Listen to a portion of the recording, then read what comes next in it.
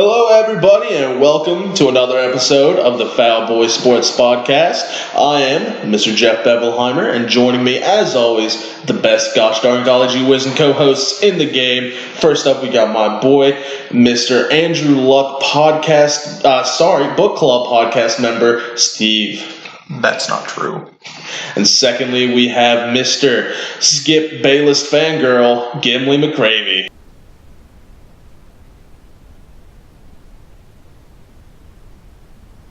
Yeah, so with that out of the way, let's get into some championships previews here, boys. Yeah, let's do that.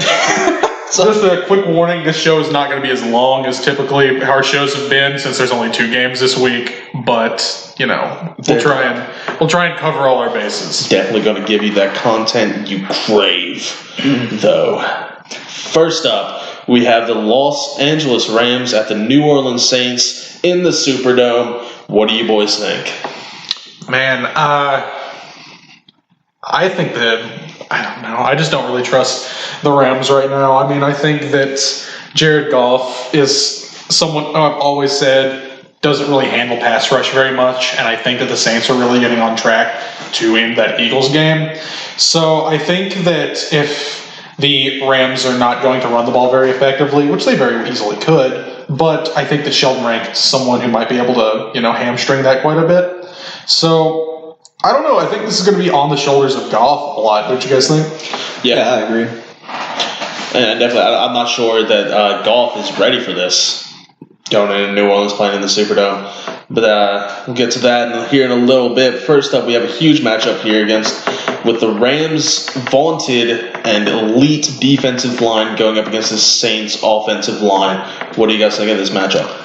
Ooh, I don't know. I think that the Saints' offensive line has been exposed a couple of times in the past, a little bit by the Eagles and definitely by the Cowboys. Yeah, and they definitely underperformed last week. Yeah, I can't explain that. But I do think that the Rams' D-line, especially from the interior, is one of the best in the league. Anytime you get a franchise quarterback going up against interior pressure, you're going to have problems. Drew Brees is going to have to be able to move around in the pocket. I don't know if that's in the cards at, 39 years old. He's actually turned 40 this past Tuesday. Good Lord. I don't know. Breezy Boy can still move around a little bit. He's not Eli Manning back there. Yeah, he's not Kerry Collins or anything. One of the things that the Eagles did successfully, it really showed up only once, but it is one of the major points I thought about that they needed to do to get success against Brees is they brought pressure from the outside with Chris Long going the long way around the line and reaching the peak of the pocket, forcing Brees to step back up into the waiting arms of Timmy Jernigan. And I think this is something that the Rams defensive line can do successfully if they get pressure from the outside and just feed Sue and Donald.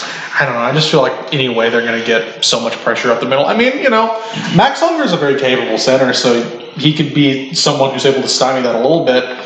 But I just feel like there's so much talent between Sue and Aaron Donald and even Michael Brockers on plays where they don't have those two out there that I just feel like this defensive line is so good that Brees is going to have problems regardless. Absolutely. I think it's, at least in the case of Los Angeles, it's going to be less in the arm of Jared Goff and more on the legs of C.J. freaking Anderson and Todd Gurley. Yeah, I think this is going to be a run fest for the most part. I think that there's so much running back talent, especially if C.J. Anderson can keep his legs up into this game.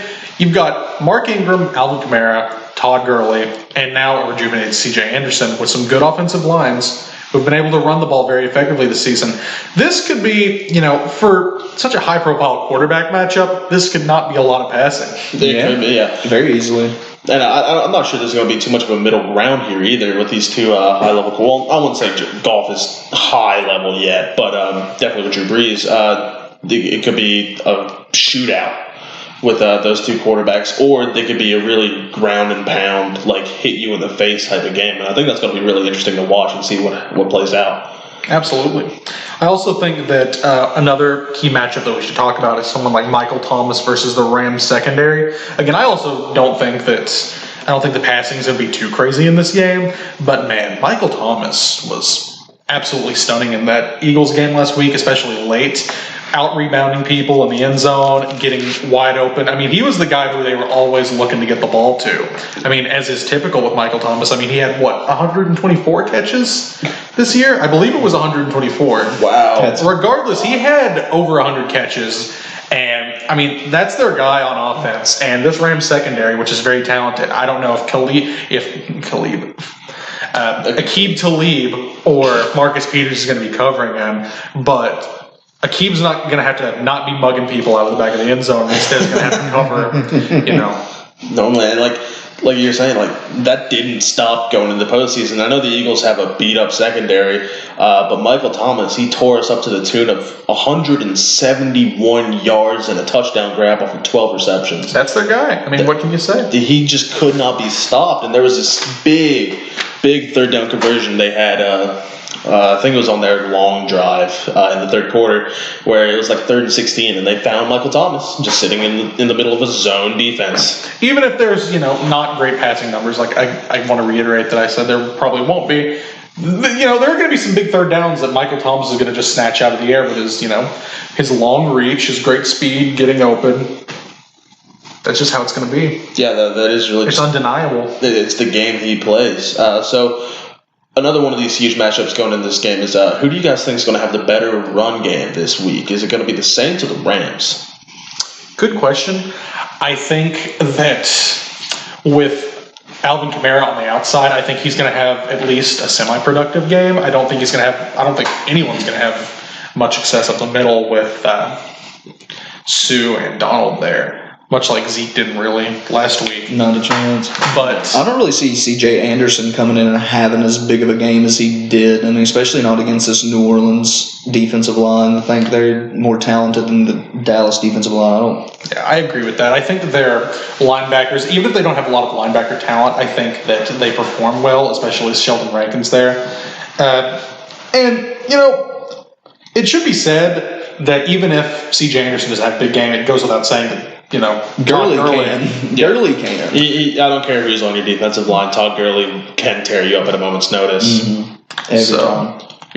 I think that it's possible that New Orleans might have a more consistent run game, but I think that the Rams could easily have a more explosive run game. And I think that the Rams could have a huge day running, whereas I think that the Saints might have a very consistent day running. Yeah, and using it more as a compliment to Breeze, dishing it out from the pocket. This might be kind of a gimme, but thinking it's going to come down to which coach has a better day.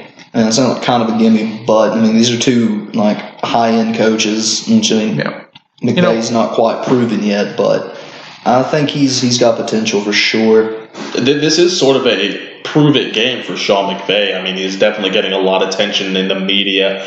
And, he has had regular season success, but, this past week was his first playoff win. Yeah, he's only had 2 shots at it, so 50% isn't so bad.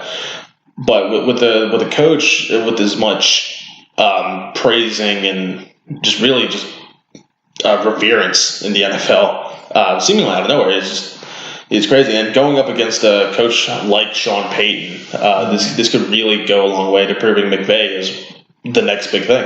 Yeah, this could give them a lot of confidence. If you think about it, McVay and Payton are similar in the sense that they're both very offensive-minded coaches. You think about just 10 years ago when Drew Brees threw for 5,000 yards the first time. They were very pass-heavy, but I guess the point that I'm trying to make there is that Sean McVay was on the cutting edge of a new offense. Or not a new offense per se, but the state-of-the-art offense of the NFL. They were a very strong offense, is what I'm trying to say. And if you look at someone like McVay, with his scheme and talent that he's maybe done it in a different way, more run-heavy with more explosive plays, deep with Goff. But he also has more running back talent. Absolutely. New Orleans had a lot of running back talent back then in a different way. And now they certainly have very close to the level of talent. They're utilizing it very well. Just as a comparison from back then to now. But they're, two very offensive-minded coaches that I think this could be kind of a passing of guard in the way that McVay with the new hotness, if he comes out of this with a win, I think that this could snowball into really a dynasty if you really think about it. It could have that kind of potential. Definitely, and it's something that us Eagles fans thought was going to happen with Peterson. I mean, it still could happen. I mean, we did get a lot of injuries, but I won't go into that. Absolutely. So, do you think last week in the divisional round, these Saints they came out sloppy, started off at a 14-point deficit to the Eagles, but then came back and managed to stave off the Eagles for 3 quarters and win the game. Do you think the Saints come out strong at the Superdome, or do they come out sloppy again? I don't know. I think having the week off can kind of do that to you, make you come out sloppy and not play as well as you could. So I think after rolling this momentum, this big win over the Eagles, came down to win the very last second, I think New Orleans is going to have a lot of momentum in here. Yeah, I think New Orleans is going to get their shit together. I mean, with Sean Payton, he's been stressing that he's done this before and that he has won a Super Bowl before. And he's trying to tell his players, if you want this, then you got to win these games. And I think that they're taking it very seriously. I think they're very confident. And I don't think that this sloppiness will continue, personally. No, I don't think so. Something that was very interesting to me, at least, was the Saints were the only home team that came off to a sloppy start this past week. And I guess that could carry over, but like you guys are saying, I don't think so. I think the bye week did them a little bit more hurt than help, but I think they will come out a lot stronger and a lot hungrier coming into this championship game, especially with the trip to the Super Bowl at stake. Yeah, I mean, the Superdome, what a home field advantage. I mean, it gets so loud. The energy there is so incredible. New Orleans. Yeah, Who Dey Nation is so strong over there. Who Dat Nation. Who Dey is the Bengals. I'm a Colts fan. I don't give a shit. But, in that Superdome, there's going to be a lot of pressure on Goff to, if it comes down to a scenario where he has to make big plays down the field, late, or even throughout the game with the Saints pass rush. I mean, is he going to be able to stand there in the pocket, confident in all of this audible pressure that he's hearing in this NFC Championship game? And is he going to deliver? I don't think so. What do you guys think? No, I think this is really the biggest test. Like, if there's any cracks in that armor, it is going to bust apart in the Superdome. And I think it very well could happen. I mean, I definitely agree. I think Jared Goff, he hasn't had too many experiences like this, and I think it's going to be much like actual physical pressure coming through with the defensive line. It's going to be a lot like that with the Superdome, and I don't think he's going to be able to handle it. Like, he doesn't have that experience yet. I think maybe in the future, after he develops, gets a bit more postseason experience, he could be that and be able to make the plays late in the game where they matter. Mm-hmm. But I think with as loud as the Superdome can be, I don't think if it comes down to it, I don't think Goff's your guy here. No, and it doesn't help that Goff isn't just he's not a barn burner per se. No, he definitely has a lot of help with that run game and his defense keeping him in the games a lot. So I think that'll wrap our preview up for that game. We'll do our picks later, but first we have a very interesting matchup over in the AFC Championship with the New England Patriots headed out to Kansas City, Missouri to play the Kansas City Chiefs in Arrowhead Stadium. How glad are Andy Reid and the Kansas City Chiefs that they do not have to fly up to fucking Boston. Oh my God, I think this game would be over if they had to play at Boston. I don't think they'd stand a chance. Yes. And I'm just going to go ahead and get my big matchup out of the week out of the way. Bob Sutton versus the Patriots offense. Bob Sutton called a hell of a game last week. Hell of a lot of pressure, great man coverage. That was exactly what you need to do against a lackluster Indianapolis offense who did have a great quarterback and knocked them off balance, and they're really going to need to do that to Brady. They got to get through this great offensive line. They just took down one great offensive line. Can they do it again? Can they play man again? Can they somehow play man again and be able to cover people like Julian Edelman and Chris Hogan and everyone else, James White? Are they going to be able to contain these people? Is Rob Gronkowski going to have a revival game against this Bob Sutton defense? Kansas City's fans have not been too high on Bob Sutton throughout the season, but he called a hell of a game last week, and he's going to have to pull out another one if they want success. You just cannot sit back in zone against a quarterback the quality of Tom Brady. That's just asking to get bounced. Definitely, he's going to have to be aggressive, and I don't think that's even a question. You have to get after Tom Brady. You cannot, like Gimli just said, you cannot let him sit back there and just pick you apart, because he will do that, and that will end the game very quickly. Well, you look at the recipe for success that the Giants always had whenever it comes to facing Brady. Getting pressure without having to blitz very much. Mm-hmm. Does the Kansas City team have the potential to do that? I think that they have more potential than anyone else in the league, quite frankly. Yeah, I mean, especially that's undebatable in my opinion. Like Justin Houston and Chris Jones and Dee Ford. Dee Ford was a monster last week. Oh yeah, I think they'll be able to do that without blitzing. Just hopefully they can do that against the Patriots offensive line that held the Chargers and with Joey Bosa and Melvin Ingram to nothing. No sacks, hardly any pressure either. Yeah, they just took the piss right out of that defense last week. I mean, there was nothing coming through on Brady. And playing more man coverage can also help out your pass rush, because he's not going to just look back, well, this is the zone they're playing. Here's where the ball's going. Yeah, I do think that a lot of that last week had to do with the Chiefs defense and Bob Sutton not respecting Indianapolis playmakers at all. Are we going to be able to say the same thing about New England next week? Not really. I mean, Julian Edelman's always open. He's one of the best receivers of all time whenever it comes to the postseason from a statistical standpoint. He's a technician. Absolutely. Yeah. And Rob Gronkowski, even hobbled, he's Rob Gronkowski. He's such a physical freak that he'll be able to out-rebound somebody at some point. You're going to have to cover a big body like that. Yeah, and I'm not sure that I think that's a huge matchup nightmare for the Chiefs, because I don't really think they have anybody that can. Well, Eric Berry, I suppose. Is he going to be back for this game? He did play last week, didn't he? Did he? Oh no, Eric Berry's out. He's having really bad problems with his Achilles. Man, it's a shame. Yeah.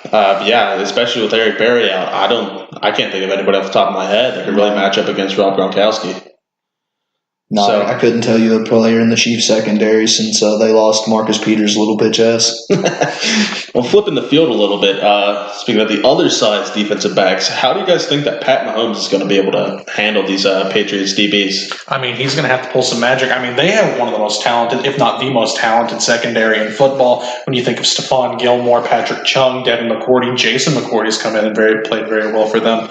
And if they're going to contain Mahomes, then Mahomes is going to have to be off kilter. He's going to be having to throw, miracle throws if he wants to beat New England. I mean, he certainly has the arm talent to do it, and I think that he does kind of look like a young Aaron Rodgers in a way.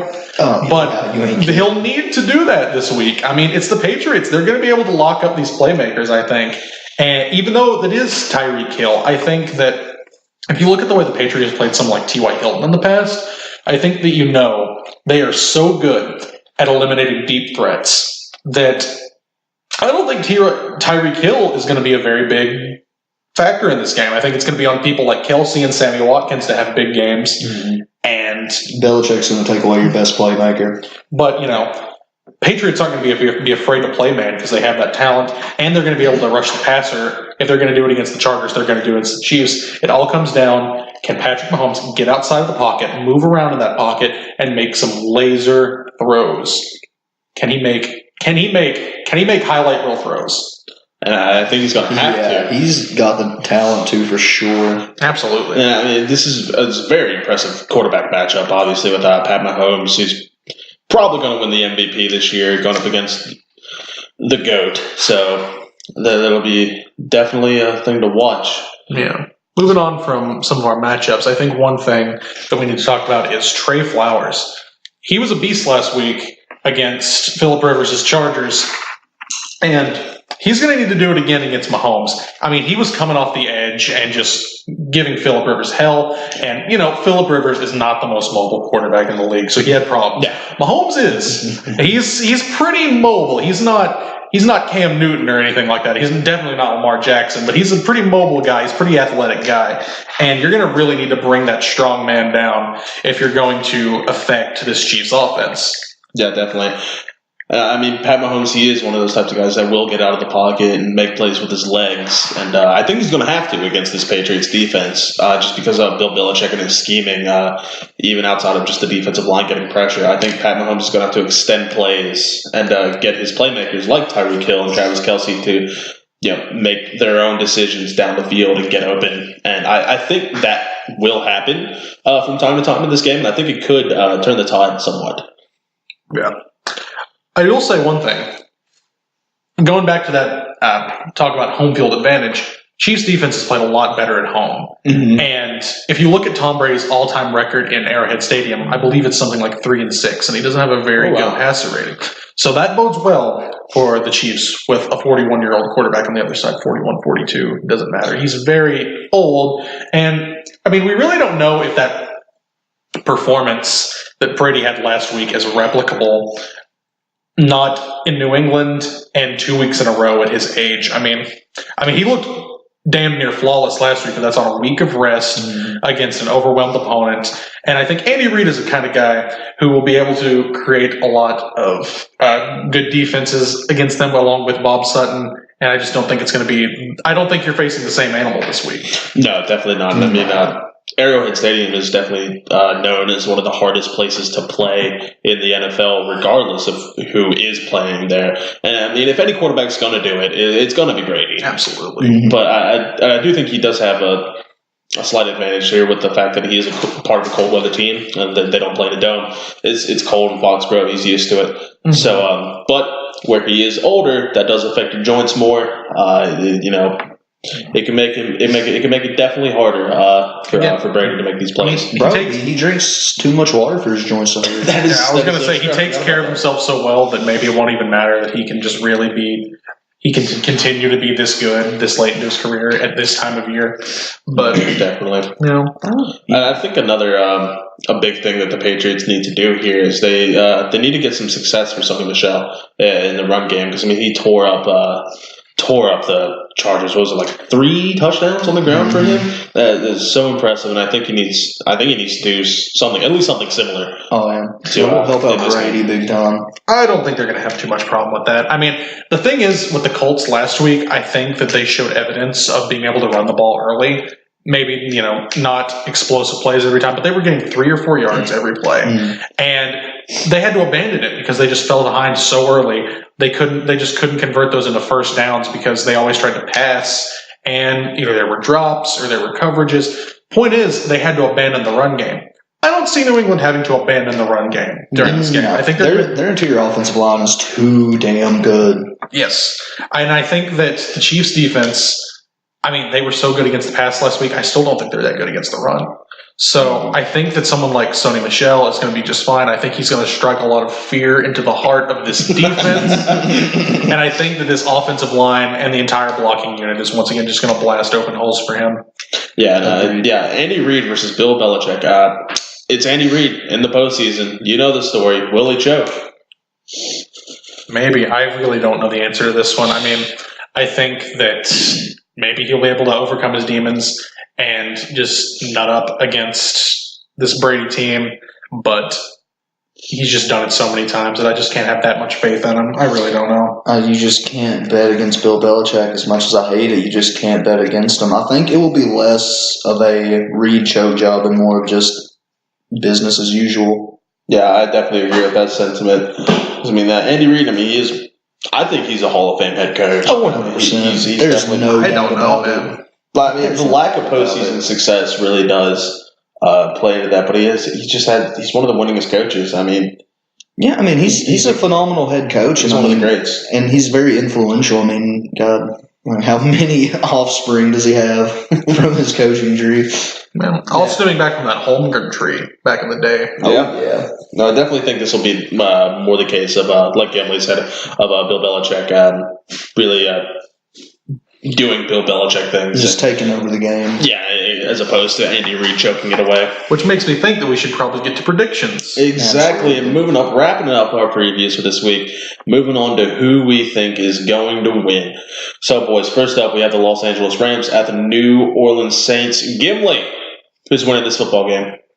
Drew Brees and the Saints are taking this one home. They're going back to the Super Bowl, and they're going to beat Tom Brady's ass.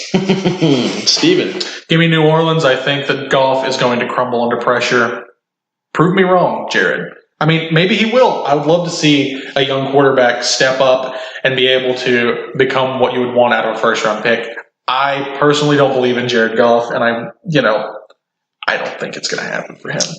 Give me Drew Brees. And this is consensus New Orleans Saints over the Los Angeles Rams. I also believe this, and more so than just Jared Goff not being able to come with this situation, I don't think Sean McVay's ready. I don't think he can take down somebody like Sean Payton. I think Payton takes this game as well as the New Orleans Saints, so they will move on to the Super Bowl, where they play the winner of the New England Patriots at the Kansas City Chiefs. Steven, who's taking this game? Give me the Chiefs. Oh, I'm going with the upset. I think that the Chiefs are going to pull it off. Is it an upset, though? I do think it's an upset because whenever you say what we said, Andy Reid in the postseason, Tom Brady, first year quarterback making his second start in the postseason, the AFC Championship game. But I think that Brady on the road is not as good as Brady at home. And the Patriots on the road are not as good as the Patriots at home. And I think that Arrowhead's going to have a very strong home field advantage. Give me KC. Gimli? Much as last week, I would love to see Andy Reid break the curse. I would love to see the Chiefs go to the Super Bowl. But I just can't bet against Brady and Belichick, even on the road. I hope they prove me wrong. I hope they do, but once again, until it happens, I'm going to have to roll with the New England Patriots in this one. I do want to say one more thing. With Pat Mahomes, I said earlier that in order to beat these Patriots, he would have to make those highlight reel throws. Mm-hmm. I think he's going to make a bunch of highlight reel throws. I think this is going to be the Mahomes game. I love it. I think so too, because for my pick, going down to Atlanta to play the New Orleans Saints will be the Kansas City Chiefs. And I think Mahomes will make these highlight throws. I think it's going to be a changing of the guard. I think finally, after 2 decades of dominance, the reign of terror will end in this AFC Championship game. I know it's a take. It's a hot take. I think it's happening this year. I think the Patriots are done. Every time someone says that, Brady gets 2 more years on his career, dude. It's like ringing a bell, but I don't know, dude. I see it. I see it. It's not yet. I have the feeling. I think the Patriots going to stick around for a little while after this. I mean, you're probably right, but just my little hot take. I think the Patriots are done. Anyway, so going to the Super Bowl, we have for me and Steven, we're picking the Saints and the Chiefs. Gimli with the Saints and the Patriots. And that'll wrap up this episode of the Foul Boy Sports Podcast. We will see you boys and girls next time.